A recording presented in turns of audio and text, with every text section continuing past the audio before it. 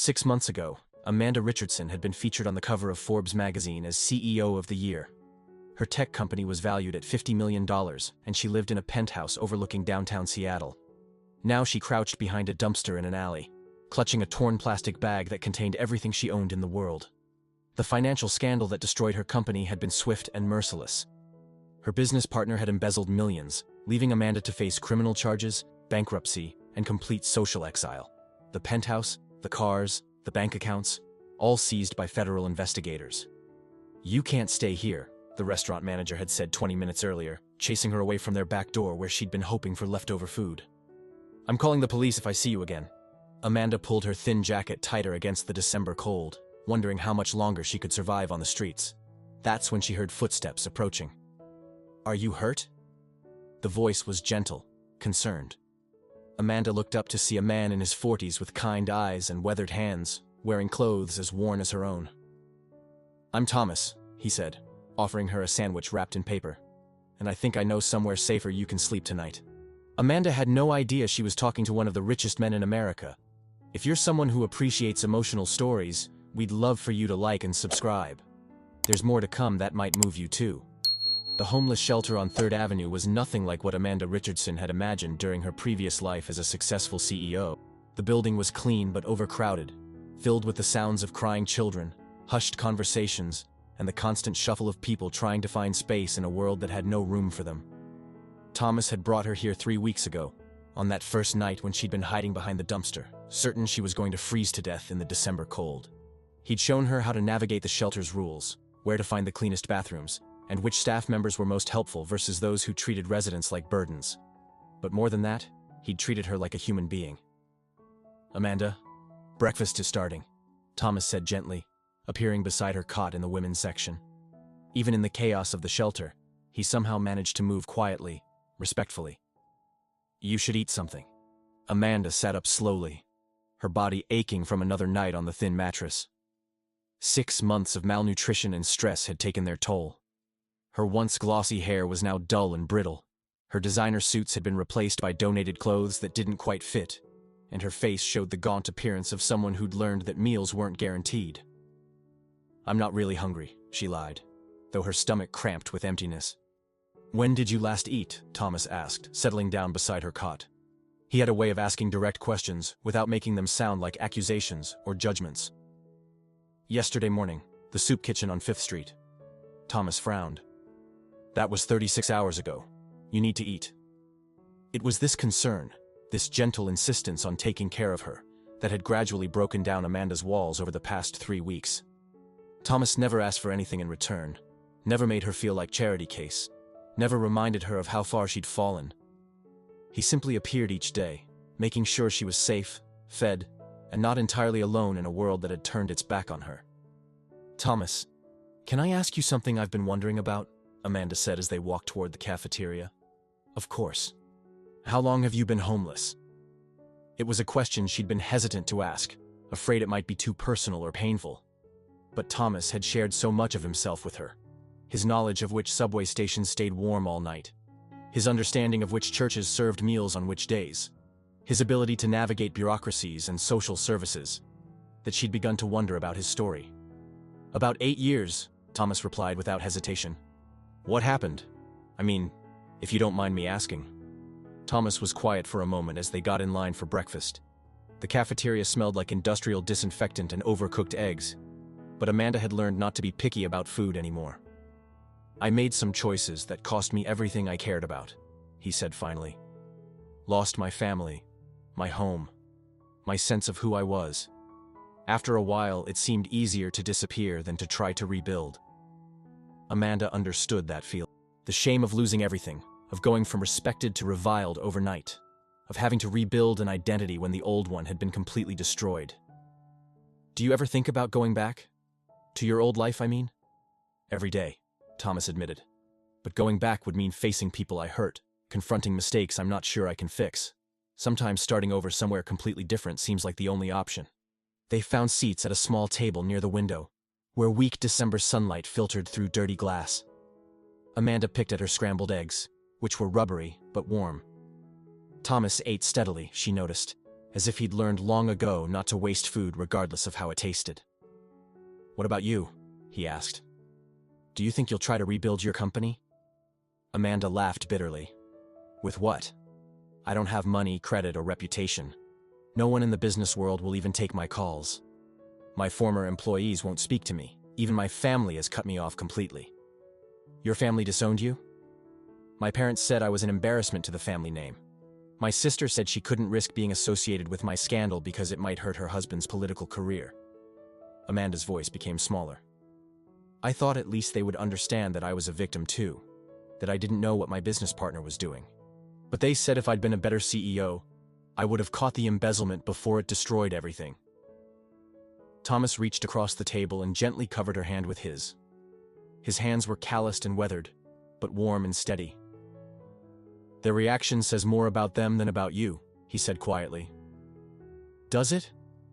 Or does it say that I really was as incompetent as everyone thinks?" "Amanda, look at me." She raised her eyes to meet his, surprised by the intensity she saw there. "You built a $50 million company from nothing. You employed hundreds of people. You created technology that helped thousands of customers. One person's criminal actions don't erase everything you accomplished. But I should have seen it coming. I should have been more careful with oversight, more suspicious of the finances. You trusted someone you worked with for years. That's not incompetence, that's humanity." Amanda felt tears starting to form.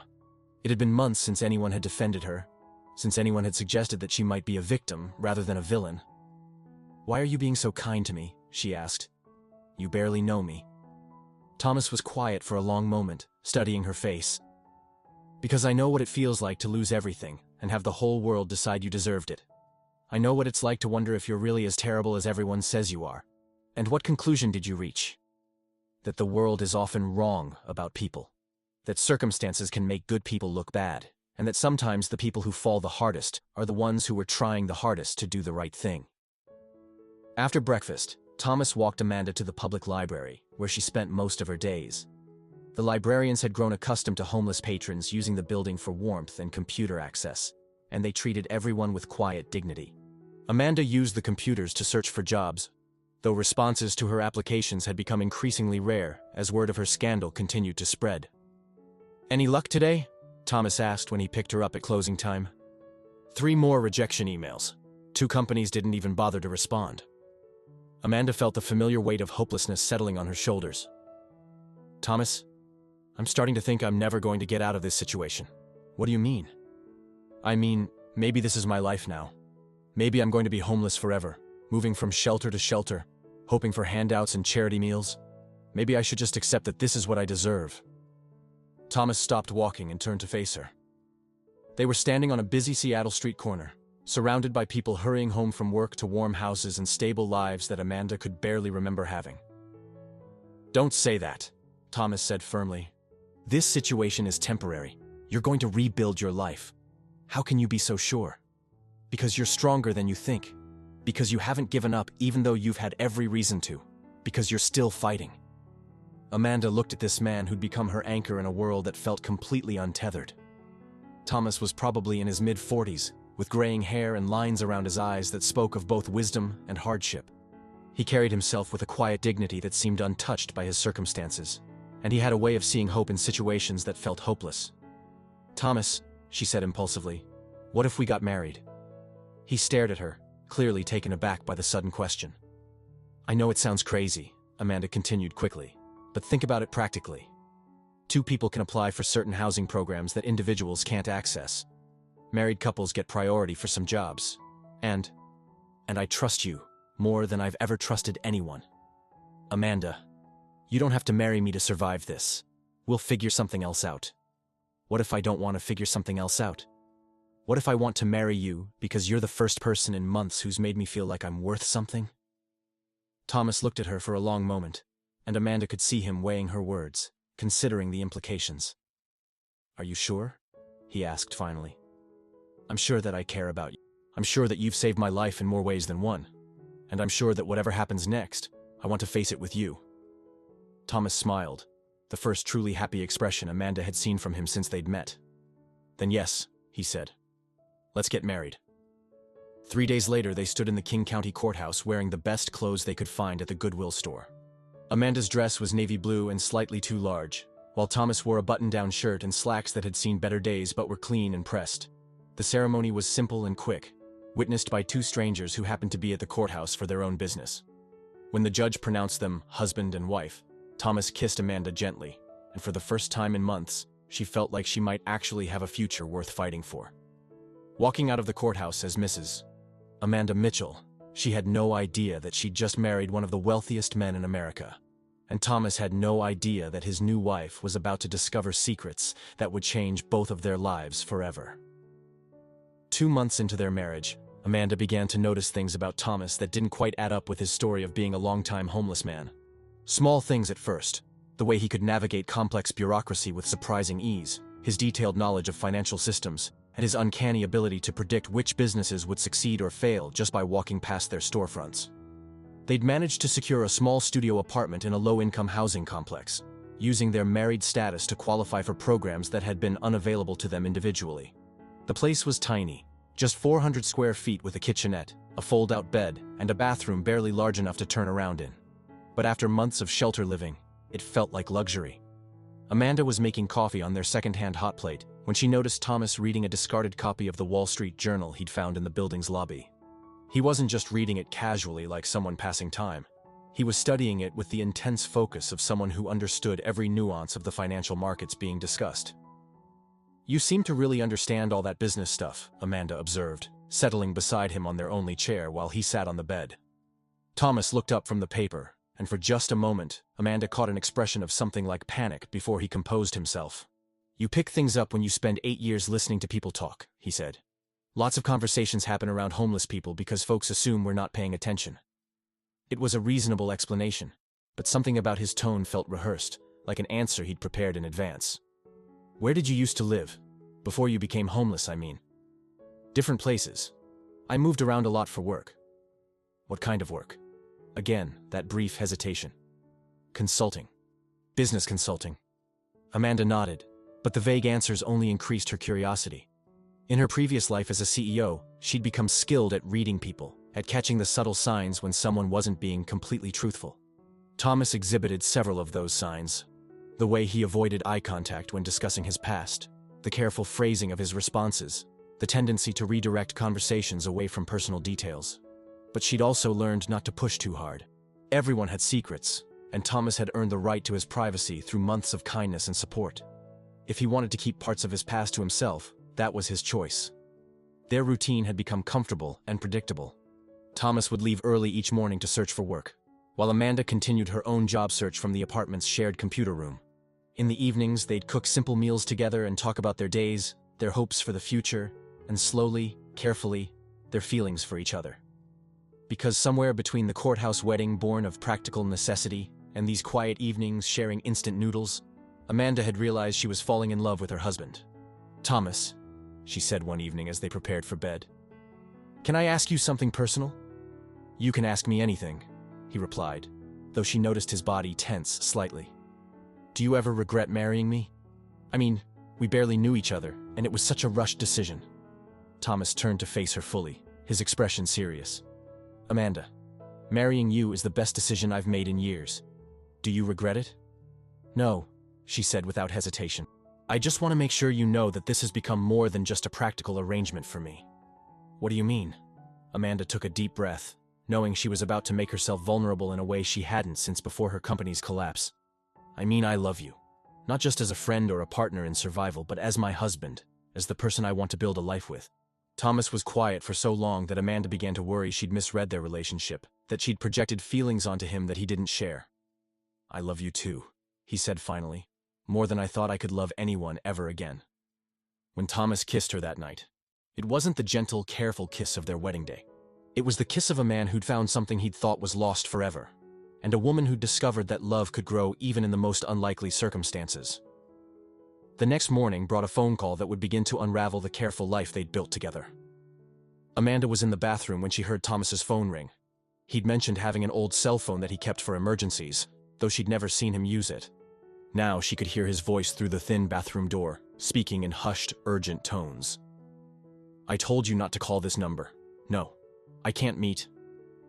Because my situation has changed. What do you mean someone's asking questions? Amanda froze, her toothbrush halfway to her mouth. Thomas's voice had changed completely. Gone was the gentle, measured tone she'd grown accustomed to. In its place was something sharper, more authoritative, more executive. Handle it the way we discussed. And don't call again unless it's a genuine emergency. When Amanda emerged from the bathroom, Thomas was staring out their small window with an expression she'd never seen before. Tense, calculating, almost cold. Everything okay? She asked. Thomas startled, as if he'd forgotten she was there. Fine. Just an old friend checking in. Another vague answer. Amanda was beginning to notice a pattern. Thomas, is there something you're not telling me? About your past, I mean? What do you mean? I mean you know everything about my situation. The company, the scandal, my family, my complete financial ruin. But I realize I know almost nothing concrete about yours. Thomas sat down heavily on their bed, running his hands through his hair. Amanda, there are things about my life before homelessness that I'm not ready to discuss. Not because I don't trust you, but because... Because what? Because I'm afraid you'll see me differently if you know the truth. Amanda sat beside him, taking his hand. Thomas, you've seen me at my absolute lowest point. You've watched me cry over rejection letters, panic about where our next meal was coming from, and struggle with the shame of losing everything I'd worked for. What could you possibly tell me that would be worse than that? You'd be surprised, Thomas said quietly. Before Amanda could respond, there was a sharp knock at their apartment door. They looked at each other in confusion. They rarely had visitors, and the building's security system required guests to be buzzed up. Thomas went to answer the door, and Amanda heard him inhale sharply. What are you doing here? He said, his voice tense. We need to talk, came a woman's voice, cultured and authoritative. Now. This isn't a good time. It's never a good time with you, Thomas. But this can't wait any longer. Amanda moved closer to the door, her curiosity overcoming her desire to give Thomas privacy. Through the crack between the door and frame, she could see a woman in an expensive suit, the kind of suit Amanda used to wear in her CEO days. The woman's hair was perfectly styled, her jewelry was understated but clearly costly, and she carried herself with the confidence of someone accustomed to being in charge. 5 minutes, the woman said. That's all I'm asking. Fine, but not here. Thomas grabbed his jacket and stepped into the hallway, closing the door behind him. But the walls of their apartment were thin, and Amanda could hear fragments of their conversation through the door. Investors are getting nervous. Told you, I'm out of that life. Board won't accept your disappearance much longer. People are starting to ask questions about the Mitchell Foundation. Amanda felt her blood run cold. The Mitchell Foundation was one of the largest charitable organizations in the country, founded by the reclusive billionaire Thomas Mitchell, who disappeared from public view several years ago after a series of personal tragedies. Thomas Mitchell. Her husband was Thomas Mitchell. Amanda sank onto their bed, her mind reeling. Thomas Mitchell was worth an estimated $12 billion. He owned tech companies, real estate developments, and investment firms across the globe. His foundation donated hundreds of millions of dollars annually to causes ranging from homelessness prevention to educational initiatives. And he'd been living on the streets, pretending to be homeless, while she'd been genuinely struggling to survive. When Thomas returned to the apartment 20 minutes later, Amanda was sitting exactly where he'd left her, staring at the wall. Amanda? Are you okay? She turned to look at him. Really look at him. Now that she knew who he was, she could see it. The way he carried himself despite his worn clothes. The expensive watch he wore but tried to keep hidden under his sleeves. The perfect dental work that spoke of a lifetime of premium healthcare. You're Thomas Mitchell, she said quietly. Thomas closed his eyes and leaned against the door. How much did you hear? Enough. Amanda's voice was steady, but Thomas could hear the hurt underneath. You're one of the richest men in America, and you let me think you were homeless. You watched me worry about rent money and food while you could have solved all our problems with a single phone call. It's not that simple. Isn't it? Amanda stood up, anger beginning to override her shock. I told you everything, Thomas.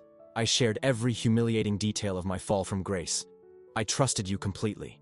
And you've been lying to me from the moment we met. I never lied about my feelings for you. Everything I said about loving you, about wanting to build a life with you, that was all true. But you lied about everything else. Amanda paced their tiny apartment, her mind racing. 8 years homeless? Business consulting? All of it was fake. Thomas sat down heavily, looking older than she'd ever seen him. I've been living on the streets for 8 years, Amanda. That part was true. I chose to be there. You chose homelessness? When you have billions of dollars? I chose to disappear from a life that was killing me slowly. I chose to find out who I really was when money and power and expectations were stripped away. Thomas looked up at her. And I found you. Amanda stared at the man she'd married. The man she'd fallen in love with. The man who'd just revealed himself to be someone completely different from who she'd thought he was. I need some air, she said, grabbing her jacket. Amanda, please don't go. Let me explain. But Amanda was already out the door, leaving Thomas alone in their tiny apartment with a weight of secrets that threatened to destroy the only genuine relationship he'd had in decades. Amanda walked the streets of Seattle for 3 hours, her mind churning with anger, confusion, and a deep sense of betrayal that felt almost as devastating as when her business partner had destroyed her company. The December rain had started again, soaking through her thin jacket, but she barely noticed the cold. Thomas Mitchell. The name echoed in her head like a cruel joke. She'd researched him extensively during her MBA program years ago, had even attended a conference where he'd been the keynote speaker. He'd been brilliant, visionary, and completely untouchable, the kind of billionaire CEO who lived in a different universe from ordinary people. And she'd been sharing instant noodles with him, worrying about their $50 electricity bill, applying for food stamps while he sat on a fortune that could solve the problems of thousands of families like theirs.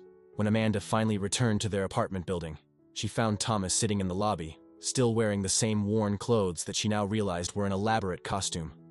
I was worried about you, he said, standing as she approached. You've been gone for hours. Don't, Amanda said sharply. Don't pretend to care about my safety when you've been lying about everything else. I haven't been lying about caring for you. Haven't you? Amanda's voice carried the edge of someone who'd reached her breaking point. You let me cry about not being able to afford a doctor when I was sick last month. You watched me panic about our rent being late. You held me while I worried that we'd end up back on the streets. All while knowing you could fix every problem with pocket change. Thomas looked around the lobby nervously. Can we please discuss this upstairs? Why? Afraid someone might overhear that the great Thomas Mitchell has been slumming it with the homeless? The words came out harsher than Amanda intended, but she was too hurt and angry to care. Thomas flinched as if she'd slapped him. That's not fair, and you know it. Fair? Amanda laughed bitterly. You want to talk about fair? I married you thinking we were equals, two people who'd lost everything, trying to rebuild together. But we were never equals, were we? I was genuinely desperate, and you were playing some kind of twisted social experiment. They rode the elevator to the 4th floor in tense silence. Once inside their apartment, Thomas closed the door and turned to face her with an expression of resignation. You're right to be angry, he said. You deserve to know the truth. All of it. Do I? Because I'm not sure I can handle any more revelations about who my husband really is. Thomas sat on their fold-out bed, looking suddenly exhausted. My real name is Thomas Mitchell. I'm worth approximately $12 billion, though the exact amount fluctuates with market conditions. I disappeared from my previous life 8 years ago, after my wife and daughter were killed in a car accident. Amanda felt her anger falter slightly at the mention of his family. Thomas. The accident was my fault, he continued, his voice flat and emotionless. Not legally, but morally. I was supposed to pick them up from Emma's school play, but I had an emergency board meeting that I decided was more important. Sarah had to drive in a thunderstorm she was terrified of. A drunk driver ran a red light and hit them head-on. Amanda sank into their single chair, the fight going out of her as she processed his words. I spent the next year drowning in guilt and alcohol, making increasingly erratic business decisions. The board was threatening to remove me, the media was speculating about my mental health, and I couldn't stand the thought of continuing to live in the world that had cost me everything that mattered. So you disappeared? I staged my own disappearance, made it look like I died in a hiking accident. I transferred most of my assets to the foundation, left enough in various accounts to maintain the businesses without my direct involvement, and walked away from everything. Thomas stood and walked to their small window, staring out at the Seattle skyline. I wanted to see what kind of person I really was without money, without power, without the ability to buy my way out of problems. I wanted to know if anyone could love me for who I was rather than what I owned. And what did you discover? That I was a coward who'd been hiding behind wealth and status my entire adult life. That I'd never had a genuine relationship because everyone who got close to me wanted something. That I'd built my entire identity around numbers and bank accounts and stock prices. Amanda studied his profile as he spoke. Even now, knowing who he really was, she could see the broken man who'd approached her in that alley 2 months ago. The grief and guilt were real, even if his financial situation wasn't. Thomas, why didn't you tell me the truth when we got married? When I told you I loved you? Because I was terrified you'd see me the way everyone else did, as a walking bank account instead of a person. He turned to face her. Amanda, you fell in love with Thomas the homeless man, not Thomas Mitchell the billionaire. How do I know your feelings are real if you know what I'm worth? How do I know your feelings are real when our entire relationship has been based on a lie? They stared at each other across their tiny apartment, the weight of their mutual deception hanging between them. What happens now? Amanda asked quietly. I don't know. What do you want to happen? Amanda had been asking herself the same question during her 3-hour walk in the rain. I want to understand why you chose to live on the streets when you could have grieved your family in comfort. I want to know why you didn't trust me enough to tell me the truth before we got married. And I want to know what part of our relationship was real versus what was just you playing a role. Thomas nodded slowly. Those are fair questions. Can I answer them honestly, even if the answers are complicated? Please. I chose to live on the streets because I felt like I deserved to suffer. My wife and daughter were dead because of my choices, and living in luxury felt like a betrayal of their memory. I also wanted to understand poverty in a way that writing checks to charity never could. He paused, collecting his thoughts. I didn't tell you the truth before we married because I was selfish. I'd found someone who saw value in me without knowing my net worth, and I didn't want to risk losing that. I told myself I was protecting you from the complications of my wealth, but really, I was protecting myself from potential rejection. And what was real versus performance? Every moment of caring for you was real. Every conversation we had about rebuilding our lives was real. Every time I held you while you cried, every laugh we shared, every quiet evening cooking together, all of it was real. Thomas's voice broke slightly. The only thing I lied about was my financial situation. Everything else, especially my feelings for you, was the most honest I've ever been with another human being. Amanda felt tears starting to form. The anger was still there, but underneath it was a deep sadness for both of them. Two people who'd been so damaged by their previous experiences that they'd built their relationship on partial truths and mutual deception. Amanda, Thomas said softly, I know I have no right to ask this, but is there any chance we can work through this together? I don't know, she admitted. Thomas, our entire dynamic has been based on us being equals in our struggle. Now I find out that you've been choosing this life while I've been trapped in it. How do we get past that? Maybe we start by both being completely honest about what we want going forward. Amanda wiped her eyes with the back of her hand. What I want is to rebuild my career and my reputation through my own efforts, not because my husband can buy me a new company. What I want is to know that you married me because you love me, not because I was a convenient way to maintain your disguise as a homeless person. And what I want, Thomas said, is to find a way to use my resources to help people without hiding behind anonymous donations. I want to honor my wife and daughter's memory by actually making a difference instead of wallowing in guilt. And I want to do all of that with a partner who challenges me to be better than I was before I lost everything. You think we can figure out how to do that together? I think we're both smart enough and stubborn enough to try. Amanda looked around their tiny apartment, at the hot plate where they'd cooked countless simple meals, at the fold-out bed where they'd fallen asleep holding each other, at the small table where they'd planned for a future they both thought would be built on minimum-wage jobs and careful budgeting. If we're going to make this work, she said slowly, things have to change. No more secrets, no more lies about who we are or what we want. Agreed. And I don't want your money to solve my problems. If I'm going to rebuild my career, I'm going to do it myself. Thomas nodded. I understand. But Amanda, can I ask you to consider something? What? Maybe the question isn't whether you'll accept help from me, but whether we can find ways to help others together. You understand what it's like to lose everything through no fault of your own. I understand what resources can accomplish when they're used properly. Maybe there's a way to combine those experiences. Amanda considered this. You're talking about working together professionally?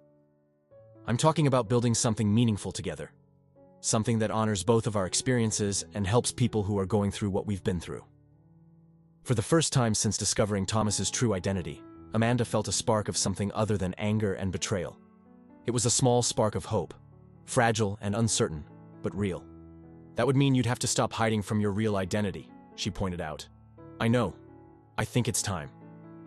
And it would mean I'd have to risk my reputation again, risk failing publicly. I know. Are you willing to do that? Amanda looked at her husband, really looked at him.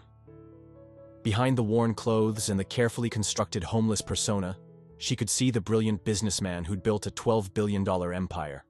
But she could also see the broken man who'd lost his family and spent 8 years trying to find his way back to being human. Most importantly, she could see the man who'd treated her with kindness and dignity when the rest of the world had turned its back on her. Maybe, she said finally. But first, I want you to show me who Thomas Mitchell really is. Not the homeless man, not the grieving widower, but the person you are when you're not hiding from yourself. Thomas smiled for the first time since the truth had come out. I think I'd like to meet that person too. 3 weeks after the truth came out, Amanda found herself standing in the penthouse office of Mitchell Enterprises, 40 floors above downtown Seattle. The transformation in both Thomas and their circumstances had been so dramatic that she sometimes felt dizzy trying to process it all. Thomas looked like a completely different person. Gone were the worn clothes and careful anonymity of his homeless persona. He wore a perfectly tailored navy suit. His hair had been professionally cut, and he moved with the confident authority of someone accustomed to making decisions that affected thousands of people. But what struck Amanda most was how comfortable he seemed in this environment, as if the past 8 years had been the disguise, not the other way around. The quarterly reports show that the foundation distributed over $200 million last year, said Margaret Chen, Thomas's chief financial officer, as she presented documents across the massive conference table. However, the board has been asking questions about the effectiveness of our programs. Amanda sat quietly, still adjusting to being included in these high-level business discussions. Thomas had insisted she be present for all meetings related to the foundation's work, despite her protests that she didn't belong in a boardroom anymore. What kind of questions? Thomas asked, his voice carrying the crisp efficiency Amanda remembered from his early reputation as a business leader. They want to know why homelessness rates in our target cities haven't decreased significantly despite our investment. Some board members are suggesting we need different strategies. Thomas glanced at Amanda, and she could see him waiting for her input. Over the past weeks, he'd been deferring to her expertise on poverty and homelessness, the expertise she'd gained through lived experience rather than academic study. May I? Amanda asked hesitantly. Please, Thomas said. Amanda took a deep breath, still feeling like an imposter in this world of marble surfaces and floor-to-ceiling windows. The Foundation's approach has been focused on large-scale systemic changes, funding shelters, supporting policy initiatives, creating job training programs. Those are all important, but they don't address the individual factors that keep people trapped in homelessness. Margaret made notes as Amanda spoke. What factors? Mental health support that goes beyond basic crisis intervention. Addiction recovery programs that don't require people to get clean before they can access housing. Help navigating bureaucracy. Do you know how many forms someone has to fill out just to get food stamps? And most importantly, treating people with dignity instead of like problems to be solved. Thomas leaned forward, engaged. What would that look like practically? Smaller programs with more personal attention. Caseworkers with reasonable caseloads who can actually get to know the people they're helping. Housing that doesn't come with so many rules and restrictions that people choose the streets instead. Amanda warmed to the subject, her confidence growing as she spoke about things she understood intimately. The foundation could fund programs where formerly homeless people help those who are currently homeless. Peer support that comes from real understanding, not just professional training. That's an interesting approach, Margaret said. Do you have experience with program development? Amanda felt her confidence falter. I was a CEO before my company collapsed, but I don't have experience with nonprofit work. Thomas reached over and covered her hand with his. The gesture was supportive, but Amanda still felt exposed and uncertain in this high-powered environment. Amanda's insights come from a perspective none of us have, Thomas said firmly. She's lived through exactly what we're trying to address. That makes her more qualified than any consultant we could hire. After the meeting, Thomas and Amanda retreated to his private office, a space that was both impressive and surprisingly personal. Family photos sat on his desk. a beautiful woman with kind eyes, and a young girl with pigtails and a gap-toothed grin. Amanda had seen these photos before, in magazine articles about Thomas's reclusive behavior following his family's death. "How are you feeling about all this?" Thomas asked, settling into the chair across from Amanda rather than behind his imposing desk. "Overwhelmed, confused, like I'm playing dress-up in someone else's life." Amanda gestured around the office. 3 weeks ago, we were sharing a fold-out bed in a studio apartment. Now I'm sitting in a boardroom making recommendations about how to spend millions of dollars. Do you want to slow down? Take more time to adjust? Amanda considered this. The pace of change had been relentless, moving into Thomas's restored mansion, meeting his staff and business associates, learning about the complex web of companies and investments he controlled. She'd gone from worrying about grocery money to having access to resources she could barely comprehend. "Thomas, can I ask you something I've been wondering about?" "Always. When you disappeared 8 years ago, did you know you were going to come back eventually? Or did you really think you were walking away permanently?" Thomas was quiet for a long moment, staring at the photos on his desk. "I honestly thought I was done with this world forever. I believed I deserved to live and die in poverty as punishment for my failures." "What changed your mind?" "You did." Thomas looked up at her. "Meeting you made me realize that I'd been indulging in self-pity rather than actually dealing with my grief and guilt. You showed me what it looked like to lose everything and still fight to rebuild." Amanda felt a familiar mix of affection and frustration. "Thomas, you can't base major life decisions on saving me or making me happy. That's too much pressure." "That's not what I'm doing. I'm making decisions based on what I learned about myself through loving you." He stood and walked to the window overlooking Elliott Bay. "For 8 years, I've been hiding from responsibility because I was afraid of making another mistake that would hurt someone. But watching you refuse to give up even when everything seemed hopeless made me realize that avoiding responsibility isn't the same as avoiding harm." "What do you mean?" "I mean, while I've been wallowing in guilt about my family's death, I've let the foundation operate without real oversight. I've let my companies make decisions I never bothered to review. I've had the power to help thousands of people, and I've wasted it because I was too wrapped up in my own pain to see beyond it." Thomas turned back to face her. "Amanda, you've never had the luxury of hiding from your problems. Even when you were homeless and hopeless, you were still trying to figure out how to move forward. You taught me that taking action is always better than taking refuge in guilt and regret." Amanda joined him at the window, looking out at the city where they'd met and married. "So, what's the plan?" "We rebuild your public identity, restart your active involvement in your businesses, and create new programs for the foundation. Only if you want to do it together." "Amanda, I meant what I said about being partners in this. I don't want to go back to the isolated, autocratic way I used to run my companies. I want to build something different, something that combines your insight with my resources. Even though I don't have an MBA or experience running a major foundation? Especially because you don't have those things. Every expert I could hire would approach homelessness as an abstract problem to be solved. You understand it as a human experience to be addressed." Amanda leaned against the window, processing his words. "Thomas, there's something I need to tell you." "What is it?" "I've been getting job offers. 3 different companies have reached out since news of our marriage became public." Thomas's expression grew guarded. "What kind of offers?" "Executive positions, good salaries, equity packages, the kind of opportunities that would let me rebuild my career independently." Amanda paused. "They're only interested because I'm married to Thomas Mitchell. They want access to your networks and resources." "How do you feel about that?" "Honestly, it makes me angry. These are the same companies that wouldn't return my phone calls 6 months ago. Now they're falling over themselves to hire me because they think I can influence my billionaire husband." Thomas nodded, understanding. "So, you're not interested in those positions?" "I'm not interested in being hired for the wrong reasons. But Thomas, I also can't just become an appendage to your business empire. I need to rebuild my own professional identity, not just adopt yours." "What would that look like?" Amanda had been thinking about this question for weeks. "I want to create something new, something that addresses homelessness and poverty in a way that no existing organization is doing. But I want to build it myself, with your support, but not your control." "What kind of something?" "A consulting firm that helps homeless individuals navigate systems and rebuild their lives, run by people who've actually been homeless. We'd work with existing nonprofits and government agencies to make their programs more effective and more humane." Thomas was quiet, considering her idea. "That would be a small operation, at least initially." The income wouldn't be comparable to what you made as a CEO. I know. But it would be mine. And maybe success isn't just about the size of your bank account.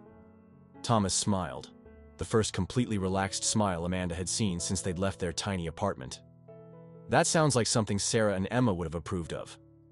It was the first time Thomas had mentioned his late wife and daughter in a personal rather than explanatory context.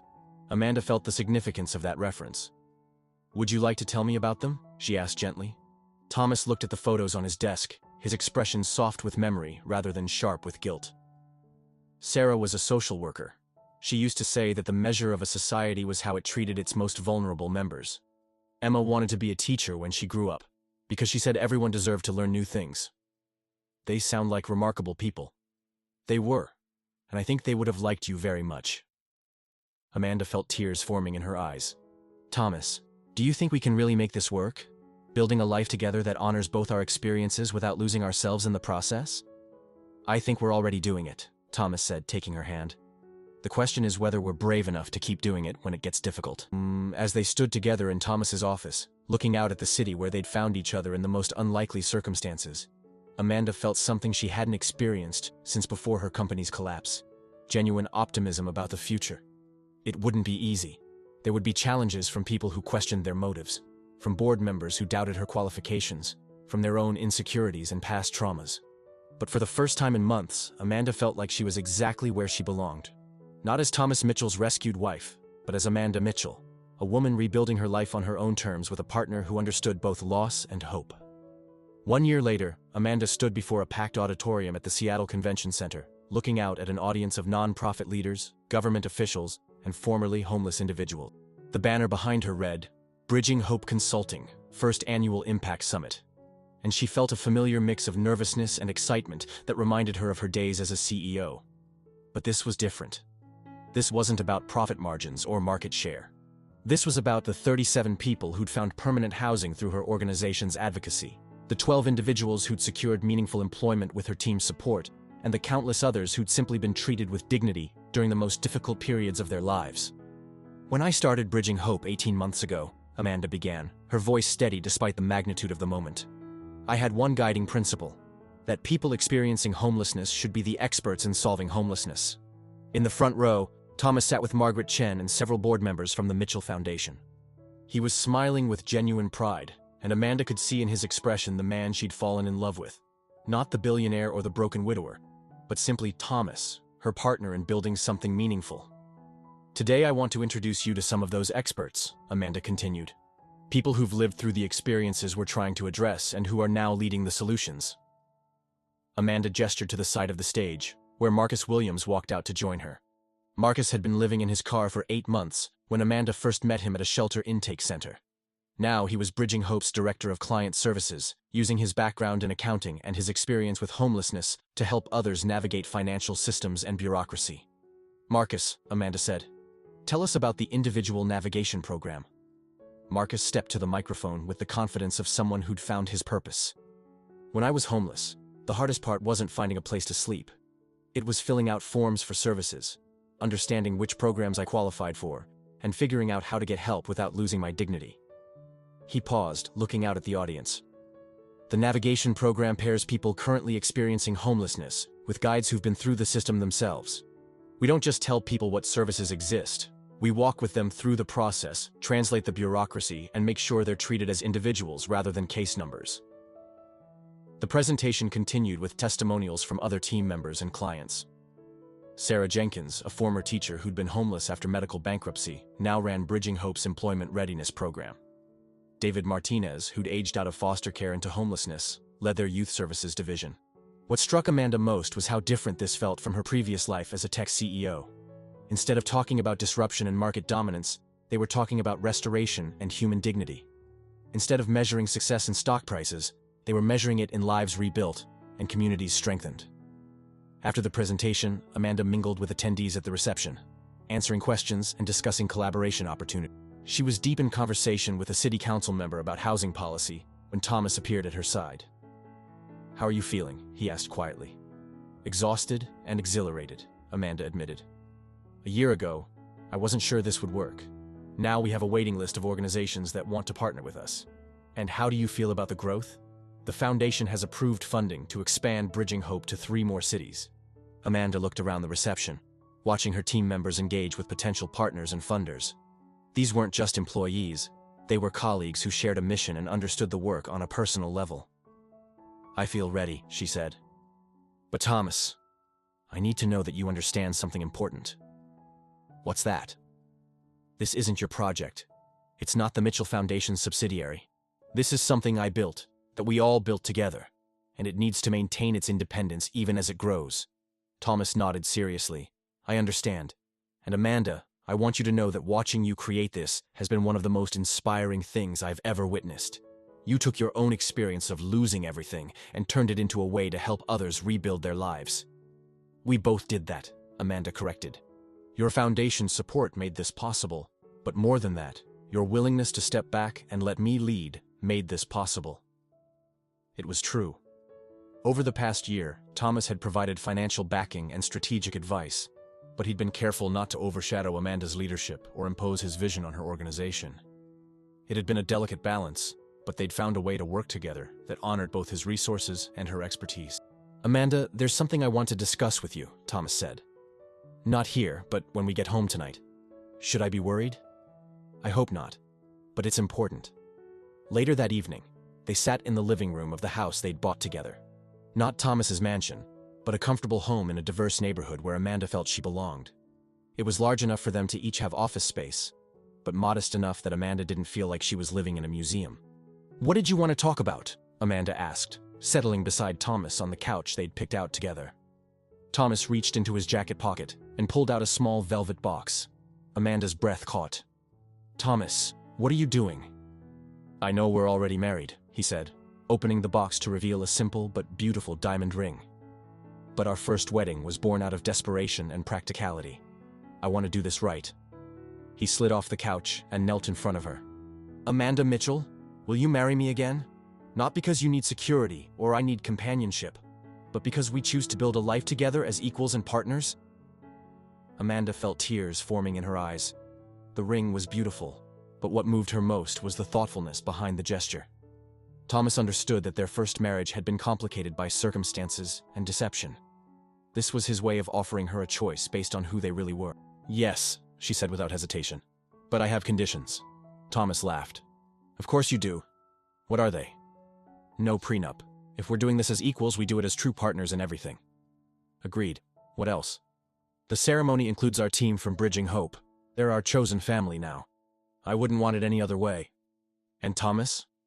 I want to invite your business associates and foundation board. But I also want to invite people from the shelter where we met, clients from Bridging Hope, and everyone else who's been part of our real life, not just our professional life. Thomas slipped the ring onto her finger, and it fit perfectly. Amanda. That sounds like exactly the kind of wedding Sarah and Emma would have loved. It was the second time Thomas had invoked his late family in a context of future happiness, rather than past grief, and Amanda understood the significance. He was finally able to honor their memory while still building something new. When do you want to do this? She asked. How about the anniversary of when we met? February 15th, in that alley behind the restaurant where you were hiding from the manager? Amanda laughed. You want to have our wedding ceremony in an alley? I want to have our wedding ceremony in the place where our real story began. We can clean it up, bring in some flowers, invite everyone who matters to us. It would be honest about who we are and where we came from. Amanda looked at her ring, then at Thomas, then around the home they'd built together. A year ago, she'd been homeless, hopeless, and convinced her life was over. Now she was running a successful organization, married to a man who saw her as an equal partner, and surrounded by a community of people working together to solve problems she understood intimately. That sounds perfect, she said. But Thomas, I want you to know something. What? I'm not the same person who married you in that courthouse a year ago. I'm stronger, more confident, more sure of my own value. If you're expecting the grateful, desperate woman who needed rescuing. Amanda, Thomas interrupted gently. I fell in love with your strength and determination, not your desperation. The woman who built Bridging Hope from nothing, who fought for every client and every dollar, who refused to let her past define her future. That's exactly who I want to marry. As they sat together planning their second wedding, Amanda reflected on the journey that had brought them to this moment. They'd both been broken people who'd found each other in the darkest period of their lives. But instead of simply rescuing each other, they'd challenged each other to grow, to heal, and to use their experiences to help others. The bankrupt CEO who'd married a homeless man had discovered that her husband was a billionaire. But more importantly, she'd discovered that love wasn't about financial security or social status. It was about finding someone who saw your potential when you couldn't see it yourself. Someone who stood beside you while you rebuilt your life. And someone who celebrated your successes without trying to take credit for them. 3 months later, on a surprisingly warm February afternoon, Amanda Richardson Mitchell walked down an aisle created in the same alley where she'd once hidden from restaurant managers, wearing a simple white dress and carrying flowers from the community garden that Bridging Hope had helped establish. The guests included tech executives and homeless advocates, former clients and foundation board members, all gathered to celebrate a love story that had begun with desperation and grown into something that was changing lives beyond their own. When the officiant asked if they promised to support each other through wealth and poverty, sickness and health, Amanda and Thomas looked at each other and smiled. They'd already proven they could do exactly that. And as they kissed to seal their second marriage, Amanda knew that the best part of their story wasn't that the homeless man had turned out to be a billionaire. The best part was that two people who'd lost everything had found each other and built something beautiful from the ashes of their old lives. The fairy tale wasn't about money. It was about love, partnership, and the courage to rebuild your life when everything seems hopeless. And sometimes, if you're very lucky, you find someone willing to rebuild alongside you.